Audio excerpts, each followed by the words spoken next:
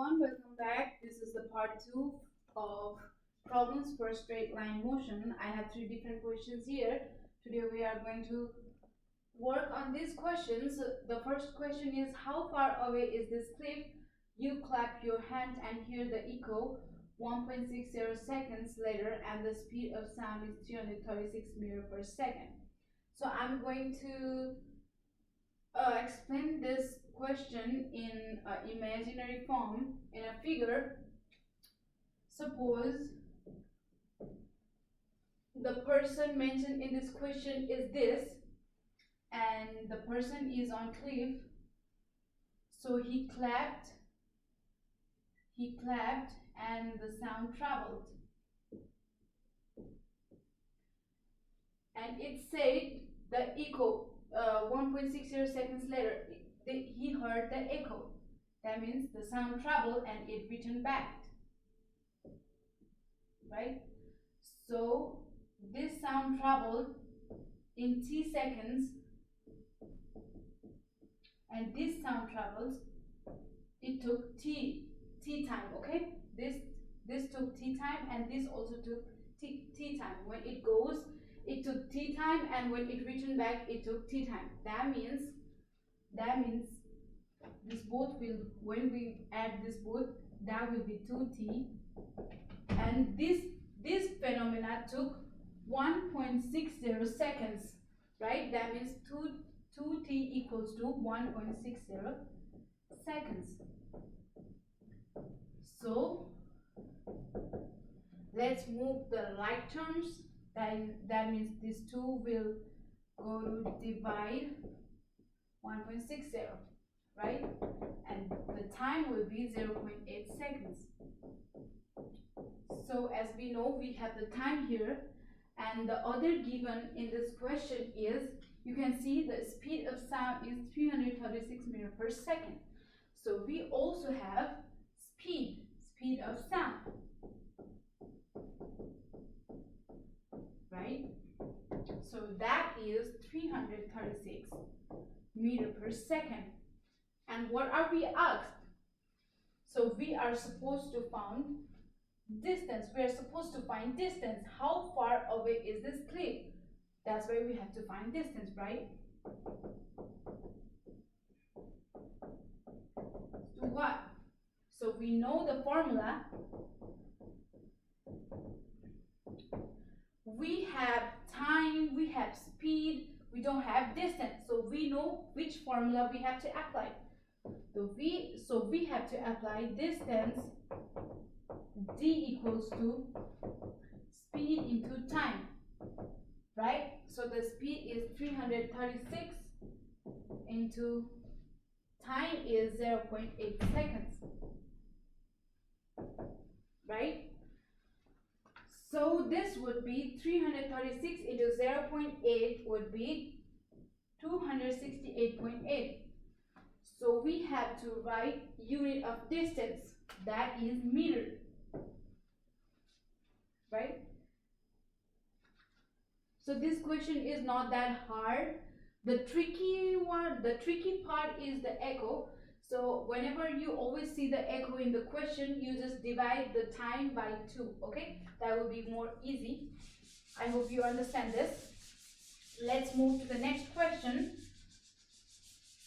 which is a bit different from this. What is the rate of acceleration of a small hybrid car moving from rest to 20.0 meters per second in 40 seconds of time?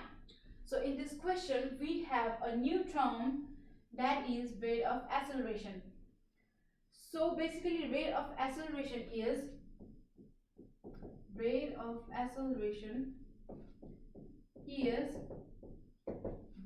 change in velocity over rate of change in time. That means rate of change of velocity, that means final velocity, which can be indicated by Vf, minus initial velocity, which can be indicated by Vi, over time. This is the formula of rate of acceleration, and we are going to apply this formula in this question. What are we given in this question? Let's analyze it. I have already taught you how to analyze the givens in my previous video. You can watch it, part 1, problems for straight line motion. So in this question, what are we given? What is the rate of acceleration of a small hybrid car moving from rest? It is said the car is in rest. Suppose I'm the car, I'm in rest right now, I haven't traveled any distance. So if I haven't traveled any distance, I haven't done any, I haven't gained any velocity. So what am I supposed to, what is my velocity supposed to be? It's supposed to be 0, right? The initial velocity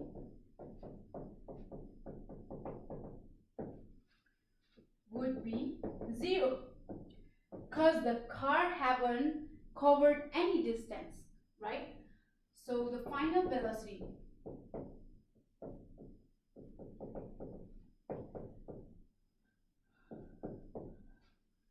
rest to 20.0 meter per second. So car traveled from rest from 0 meter per second to 20.0 meter per second. So the final velocity is 20.0 meter per second. And we have given the time here, 14 seconds. Time t equals to 14 seconds. And let's apply this formula. We are asked rate of acceleration, to apply this formula. Rate of acceleration is Vf minus Vi over time. So Vf is 20 and the Vi is 0 over, and the time is 14. So this would be 20 over 14. This is 1.43 acceleration, that means meter per second square. The unit of acceleration is meter per second square.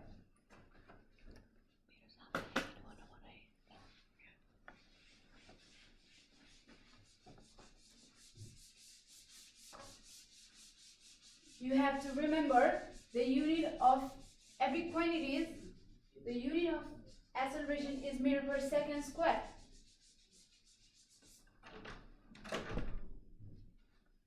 So next question, how long would it take for a bicyclist to go from 8 meter per second to 18 meter per second if the rate of acceleration is 3 meter per second square? So in this question, we are asked how long. That means we are asked to find time, right?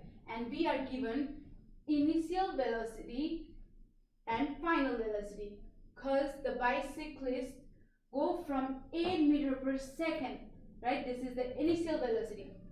Let's write Vi equals to 8 meter per second, and the final velocity is 18 meter per second, and we are also given rate of acceleration 3 meter per second square. If it is hard to find, hard to find the given, you can simply see the unit, meter per second square, which is the unit of rate of acceleration. So A equals to 3 meter per second square. And we are asked time. We know that we can find the time with using this formula. We are given Vf, we are given Vi, and we are given time. So we have to use this formula and find out the time. Vf is 18, Vi is 8, and we have to find the time. So 3 equals to, this would be 10 over t, and this 3 is in multiply with 1, and this t is in division with 10. So when so we have to put the like terms in one side and the like terms in one side, right?